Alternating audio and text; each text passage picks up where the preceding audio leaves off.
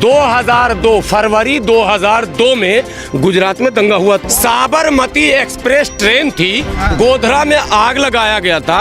अब किसने लगाई आग ये नहीं पता, लेकिन आग लगने से दंगा हुआ। और 2004 में, अब सुनिएगा, केंद्र में कांग्रेस की सरकार बनी और 2004 से 14 तक 10 साल सरकार रही।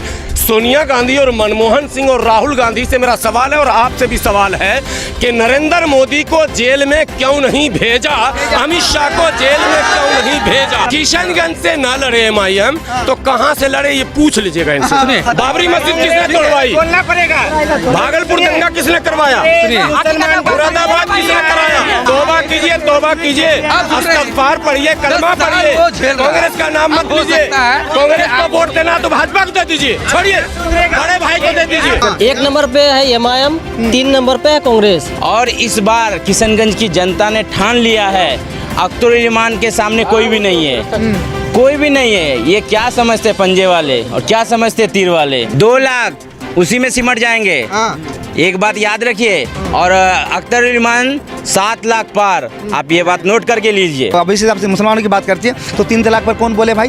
क्या शाहनवाज हुसैन मुसलमान नहीं थे क्या? क्यों नहीं बोले? मुख्तार अब्बास नकवी मुसलमान नहीं थे क्या? ये आपका मास्टर मुजाहिद मुसलमान नहीं थे क्या? क्यों नहीं बोले 3 तलाक पर भाई? आसिफा पर क्यों नहीं बोले भाई? जुनैद पर क्यों नहीं बोले? नासिर पर क्यों नहीं बोले? पहलू खान पर क्यों नहीं बोले? बाबरी पर क्यों नहीं बोले? दादरी पर क्यों नहीं बोले? कौन बोलेगा इसके लिए? पत्ता साफ है, एक तरफा महफिल है, रुझान है, हमारा पतंग निशान जिंदाबाद। मांझा ऐसा बनाया गया है कि तीर भी कटेगा, हाथ भी कटेगा, बस पतंग ही पतंग उड़ेगा।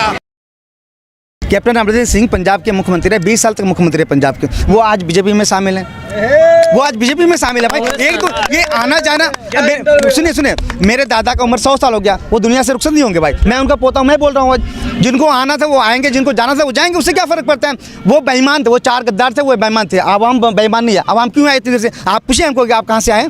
हम लोग कोचाधामन प्रखंड के कमलपुर पंचायत से आए हुए हैं यहाँ पर, और अपने खुद कहने के आए ओवैसी साहब के जुनून में, जज्बात में, उनको सुनने के लिए हम लोग यहाँ पर आए। सुनने आए थे कि वोट तो हम वोट भी देंगे भाई, वोट भी देंगे, जो करना होगा। लोग कह रहे हैं ओवैसी के रैली में भीड़ होती है, वोट में नहीं तब्दील होता। 2020 सुन के चले जाते हैं। 2020 में हम लोग कितने सीट जीते? 5 सीट जीते हम लोगों ने। इंशाल्लाह अभी एमपी भी बनेंगे आने वाला टाइम में। हम हिमाचल में इंशाल्लाह 10 सीट जीतेंगे। क्या दिक्कत है भाई? ये शुरुआत 1 से होती है, 0 से होती है। हम लोगों ने बिस्मिल्लाह की थी पहले। कांग्रेस कह रही है पतंग कट रही है पंजे से। कांग्रेस अपने आप को संभाल ले पहले, उसके बाद वो पतंग क्या करती है नहीं करती। 1 नंबर पे है एमआईएम, 3 नंबर पे है कांग्रेस। अगर इसका लड़ाई है तो जेडीयू से है, बीजेपी से है। लेकिन इस बार आवाम बिल्कुल मन बना लिया है क्या इस बार ओवैसी साहब को देना है और उसके हाथों को मजबूत करना है। कांग्रेस के पास मुद्दा क्या है? हम बता रहे हैं कि हाँ ये बात सही है कि आज अख्तरुल साहब आए या डॉक्टर जावेद साहब आए। लोगों को ये कमजोरी है, हम लोगों की जनता की ये कमजोरी कि वो सवाल नहीं पूछती है। सवाल पूछिए आज कि हम कांग्रेस को क्यों वोट दें और एमआईएम को क्यों ना वोट दें। 2002 के दंगा से लेकर अभी तक जो है आपका जो, तो आपकी पार्टी सिर्फ मुसलमानों की बात करेगी। किसने कह दी मुसलमानों की बात की? किसने मुसलमानों की बात की? और दीगर पार्टी मुसलमान अपने कौम की बात नहीं करती है कि? लालू प्रसाद किसी बात करते हैं? सुनिए मैं आपको बता रहा हूँ। अभी जो आप बोले कि हमारे मुसलमान अभी से आपसे मुसलमानों की बात करती है तो 3 तलाक पर कौन बोले भाई? क्या शाहनवाज हुसैन मुसलमान नहीं थे क्या? क्यों नहीं बोले? मुख्तार अब्बास नकवी मुसलमान नहीं थे क्या? ये आपका मास्टर मुजाहिद मुसलमान नहीं थे क्या? क्यों नहीं बोले 3 तलाक पर भाई? आसिफा पर क्यों नहीं बोले भाई? जुनैद पर क्यों नहीं बोले? नासिर पर क्यों नहीं बोले? पहलू खान पर क्यों नहीं बोले? बाबरी पर क्यों नहीं बोले? दादरी पर क्यों नहीं बोले? कौन बोलेगा इसके लिए? ये सारे बोलने की जिम्मेदारी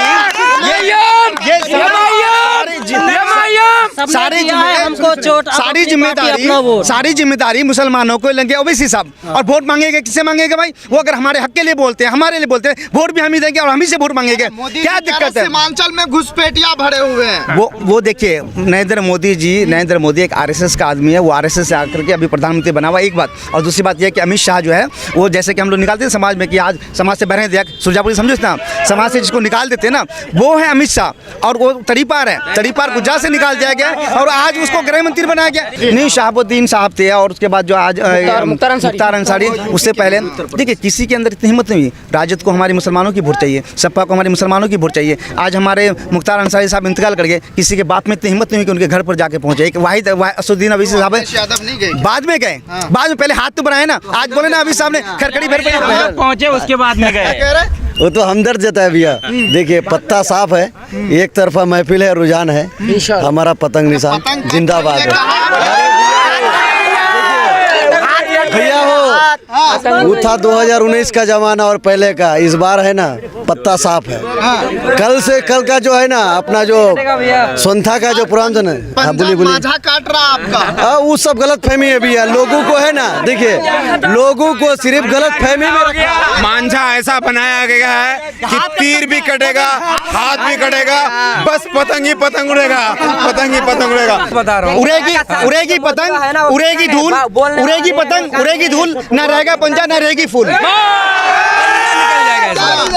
पंजा जो है, खास कर पंजा का जो साइलेंट बोर्ड है ना, पंजा का जो साइलेंट बोर्ड है वो 30 साल से जो है ना, वो नीचे तबके के जितना नौजवान है, ठीक है, उनका माइंड थोड़ा अलग है। वो थोड़ा सा बात फटाक से जोश में आ जाते हैं। 30 के बाद जो लोग हैं ना अपर में, वो थोड़ा सोच बूझ के साथ वोट करता है।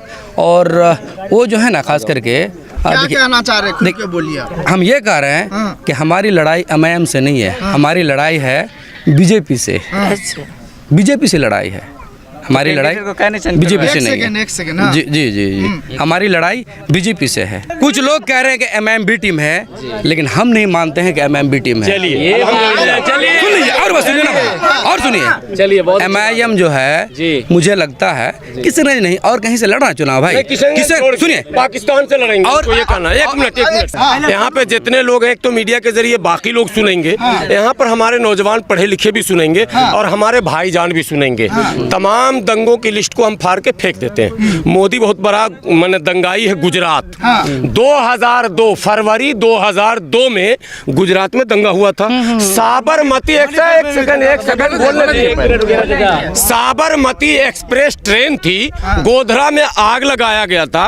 अब किसने लगाई आग ये नहीं पता, लेकिन आग लगने से दंगा हुआ। 2002 हजरत 2002 और 2004 में, अब सुनिएगा, केंद्र में कांग्रेस की सरकार बनी और 2004 से 14 तक 10 साल सरकार रही। सोनिया गांधी और मनमोहन सिंह और राहुल गांधी से मेरा सवाल है और आपसे भी सवाल है कि नरेंद्र मोदी को जेल में क्यों नहीं भेजा, अमित शाह को जेल में क्यों नहीं भेजा, ये सवाल बताइए। मैं जवाब देता हूँ। कांग्रेस जो है गंगाधर ही शक्तिमान है। जो शक्तिमान देखे है ना, दोनों भाई है और ये कह रहे मेरी लड़ाई एमआईएम से नहीं है। एक मिनट, किशनगंज से ना लड़े एमआईएम तो कहाँ से लड़े, ये पूछ लीजिएगा इनसे। सुनिए, मैं आपको बता रहा हूँ, देखिए अगर 10 साल कांग्रेस ने अगर झेल रहा ना, ये जो झेल रहा है आज, कौन झेल रहा है? आज कांग्रेस ने झेल रहा है, तो ये है कहीं ना कहीं कांग्रेस, मगर कांग्रेस को ये वोट देंगे। कभी ना कभी कांग्रेस को कभी ना कभी कांग्रेस मुजरिम है कांग्रेस, कभी ना कभी मोदी को बचाया कांग्रेस। आप बोलिए अमित शाह को बचाया, कभी ना कभी हो सकता है कि कांग्रेस गलती किया होगा, इसलिए झेल रहा भाई। नहीं, बिल्कुल आप कांग्रेस को गलत बोलिए। बाबरी मस्जिद किसने तोड़वाई? बोलना पड़ेगा। भागलपुर दंगा किसने करवाया? मुरादाबाद किसने कराया? मेरठ मुरादाबाद। हो सकता है कि गलती किया है, हो सकता है गलती किया है, इसलिए हमारे पढ़े लिखे होकर पता नहीं कैसे कांग्रेस के खेल रहा है। अब सुधरेंगे भाई, तौबा कीजिए, तौबा कीजिए, इस्तग़फ़ार पढ़िए, कलमा पढ़िए, कांग्रेस का नाम मत लीजिए। कांग्रेस को वोट देना तो भाजपा को दे दीजिए, छोड़िए, बड़े भाई को दे दीजिए।